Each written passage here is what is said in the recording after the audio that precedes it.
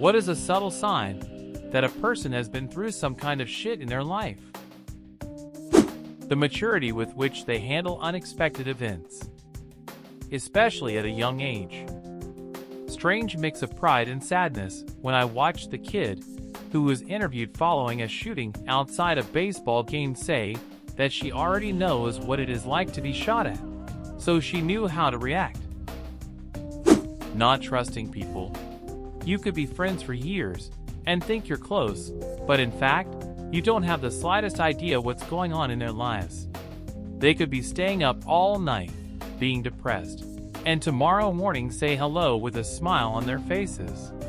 They simply don't trust people anymore no matter what they do/don't do. They have good advice for people who've just experienced trauma, or for how to handle oddly specific and fucked up situations. Honestly, this is why I became a mental health professional. Not that my trauma and my clients' trauma are necessarily the same, but I do have lived experience living with trauma. At a certain point of healing, I developed what I call my third eye. I can recognize trauma where others may not, and I am not usually afraid of it. Gives me depth perception. I don't give advice, of course, but I try to offer meaningful support and validation. Super independent, because they learn not to rely on anybody. Having to parent themselves when young or raise their siblings. Might not have children, but is really good with them. They have already gone through that chapter, which takes their own parenting opportunities away. When nothing shocks them. I had a near-death experience, and it put in perspective what actually mattered to me in my life and what didn't. I used to be easily embarrassed by a lot of things and worry about what people thought about me. But embarrassment means that someone has seen or heard something about you that you didn't want them to, and that will spread into people's opinion in the future. Thing is, if you're dead, you don't have a future. So at that moment, I thought to myself how stupid I was to care about those things. I wished I had spent that time and energy on the people I love, or the things I wanted to do instead. After that experience, though I have a future now, I find it pretty hard to be embarrassed by most things. And if I do feel it, no way in hell would I let it stop me from doing what I need to for the people I love or myself. Ironically, after gaining that mentality, people started asking me how I could be so confident sometimes. But it's not that I'm confident. I just have things more important to me than being worried about embarrassment. Preparation. Most people who've dealt with horrendous situations now prepare for the proverbial worst. I do this. I anticipate and plan for the worst. It can be as simple as bringing extra snacks on road trips or saving money in case I haven't. Oh shit, moment, and I need to run. I don't know what I'd be running from, but I am ready. Never asking for anything, even the bare minimum. Apologizing for things that aren't their fault even in the slightest. Never talking about their issues seriously, probably joking about it, or even staying away from the topic completely. Flinching at small things. Edit. Thanks for the awards and upvotes, they're greatly appreciated. Just wanted to clear some things up. Of course, some people will do these things even without having been through shit. These are just common in a lot of people who have, myself included. Honestly, empathy and understanding. Many have heightened senses of empathy naturally, but oftentimes the people who really care for others shows me that they themselves have really needed it at some point. I think the saddest people always try their hardest to make other people happy, because they know what it's like to feel absolutely worthless, and they don't want anybody else to feel like that. Robin Williams. Disproportionate reactions. Their reactions to most things are normal or even low-key, but occasionally they have a huge response to something minor. Key sign of trauma. This right here. And the one is often because of the other. We're so used to any reaction resulting in more pain that we push it down and bottle it up, so our reaction to things is minimal.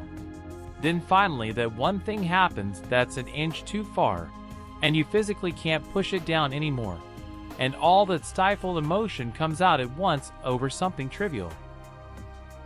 When shit goes down, they know what to do. It can be really upsetting to know what to do when you just want somebody else to take care of it for once. You brush it off and are like, well shit. Yes, only person going to get me out of this is me. When you see someone deal with something extremely emotionally damaging or physically painful, and they act like they don't even notice it, like nothing's changed. When you see that you know they've seen the worst and nothing is gonna get to them. My buddy came back from deployment this way. Zero emotion left after. Wife left with his kids, and he just acted like he never had them in his life at all. His mom died maybe a year later, and he didn't even respond to it. Just kept his routine of drinking until he fell asleep. How's he doing now? Suicide about 6 years ago. If they pay super close attention to the expressions of people around them, and are always on the lookout for someone getting angry or upset, that's a surefire sign that they were abused at some point, because it's a defense mechanism that they learned to try and head off upcoming blow-ups. Edit, were abused, was probably the wrong way of putting that. Experienced severe trauma, or been through some shit, are better descriptors. Reacting to things inappropriately, either in scale or in nature. They'll overreact or underreact, or they'll do things like laugh, unironically, at awful things. One example is a friend laughing and saying, "It isn't a proper Thanksgiving dinner unless someone pulls a knife." His drunken dad held a knife against his neck while angrily admonishing him about something. Humans are good rationalizers. If we're frequently exposed to awful things, they become normal. Lack of emotional response, whether that be happy or angry. It's like they're always in neutral. Thinking you are telling a fun childhood or military or whatever anecdote/story, and looking up to realize from your friends' faces and shocked silence that it is indeed not a fun story, and it's actually pretty FE. Paying very close attention to people's expressions and body language, mostly to see if they're annoyed, angry, underreacting to things, and over-explaining things that probably seem inconsequential to most. The first part is not wanting to set someone off. In tandem with this, most underreact because any expressions of unhappiness or anything that can be perceived as negative usually gets taken as an invitation to be unloaded upon or to have someone upset displace their anger, and then you end up the target of a tirade. A lot of people, myself included, over-explain things because it's a defense mechanism in anticipation of being yelled at or being very harshly criticized, because the other person tries to pin the blame on you, even for things out of your control, which is why one over-explains. Don't like being touched.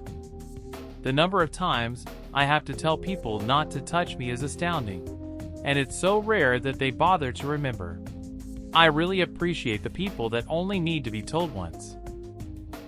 Apologizing often for things not their fault. Absolutely. I came here to say this. It's a defense mechanism. Saying you're sorry equals mama not beating you.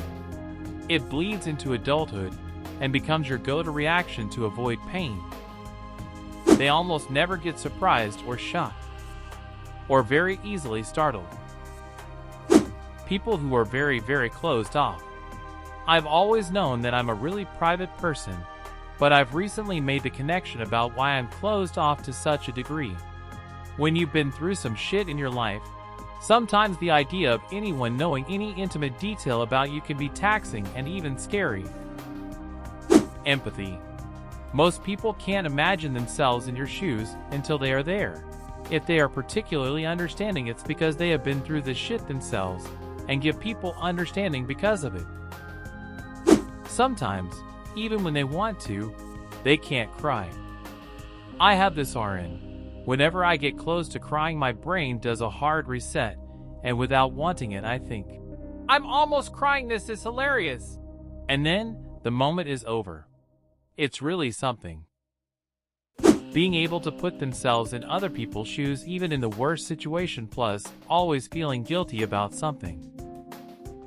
They seem to wait for bad things to happen and can't imagine a good or normal outcome. Always expect the worst. You're either always right or pleasantly surprised. I call this the ghost walk, where someone will casually walk on the front of their feet to suppress the noise from their footsteps. I notice this from abused children/teens typically. Some people should just not have children. So sad. I naturally do this. I don't have anything extremely traumatic in my life, but my family used to go on road trips a lot in my childhood, usually driving from our home to grandma's and back since we lived in different states. And at the hotels, we would always be told to walk softly to not disturb the other guests. So that is what we did. I just never really stopped, so I walk softly and accidentally sneak up on people all the time. When they don't ask for favors or help. Ever. Lack of trust. No trust falls, no matter the person. They don't like it when people get them something, or they don't like being the center of attention. Their heart may be racing, but their face stays calm. When they're not disappointed when something bad happens, they accept it and keep moving. They hate threats. Edit, damn everybody. Appreciate all the upvotes. Now reread that third one and please go away. Their reaction to unexpected stress. If, for instance, you startle someone and their reaction is atypical, defensive or offensive stance, dropping to the ground, or otherwise very pronounced, followed by anger, that's a sign they have spent a lot of time in life-threatening situations. Also, if everyone around is panicking, but they are very calm and collected, that is an indication of living in a state of extreme prolonged stress. Thank you so much for watching.